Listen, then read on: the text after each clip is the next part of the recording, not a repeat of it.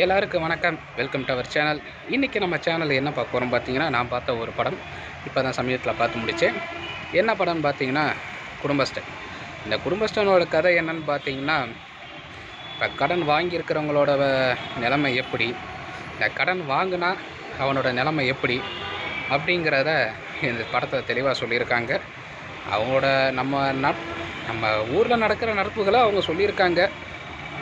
எல்லாருக்கும் ஒத்து போகும், ஆனால் அதை புரிஞ்சுக்கிறது நல்லது.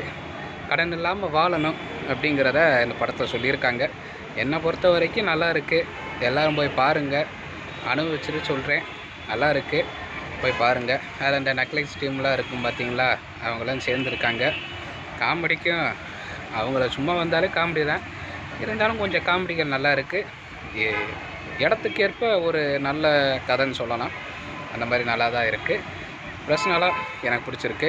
உங்களுக்கு எப்படி இருக்குங்கிறத பார்த்துக்கோங்க.